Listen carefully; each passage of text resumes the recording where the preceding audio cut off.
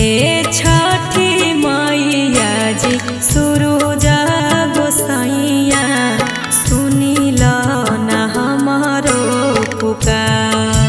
हे छठी माई सुनिल ना हमारो पुकार। केकर नजरी लग गेलै एको गो नै बबुआ होलै सुना होलै कोखिया हमार। ए छठी माई सुना होलै कोखिया हमार। हे छठी मैया जी सूरज गोसाइया सुनिल ना हमारो पुकार। हे छठी माई सुनिल ना हमारो पुकार। केकर नजरी लग गेलै एको गो नै बबुआ होलै सुना होलै कोखिया हमार। ए छठी माई सुना होलै कोखिया हमार।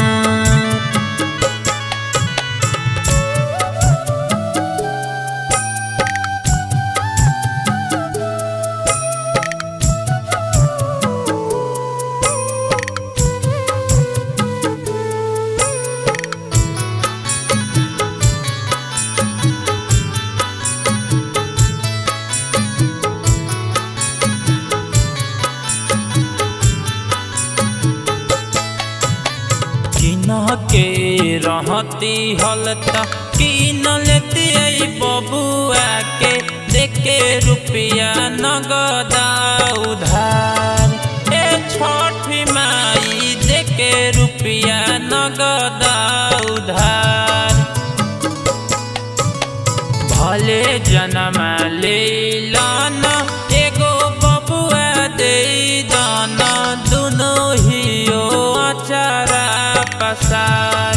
ए छठी माई दुनो ही आचारा पसार।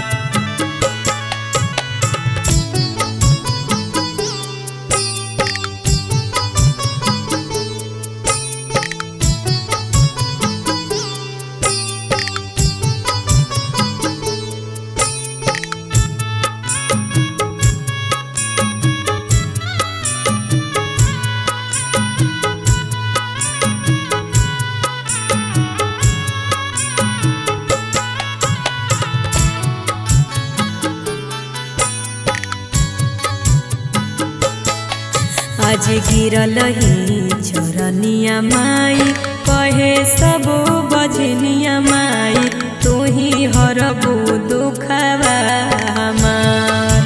हे छठी माई तू ही हरबू दुखवा हमार। आज गौआ जवार सभे देखी देखी हंसो हकै फाटो हकै छतिया हमार। हे छठी माई फाटो हकै छतिया हमार।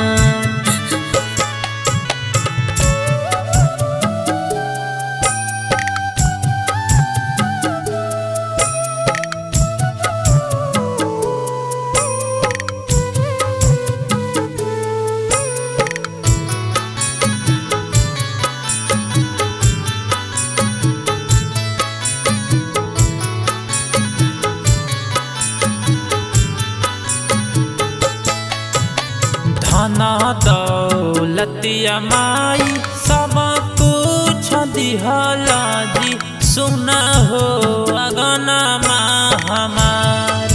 ए छठी माई सुना हो अगना हमार।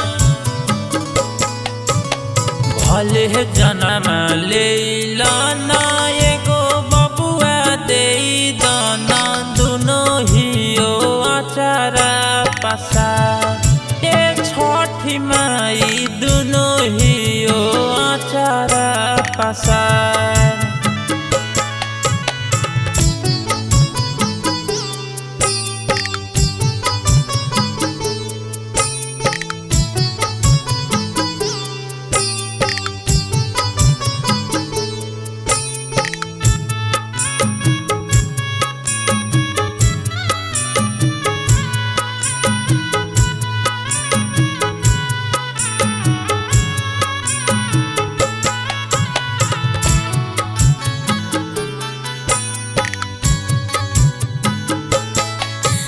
जी गाबो हो भजनिया माई राजा जीते सवाजी जियत रहे मगही के लाल।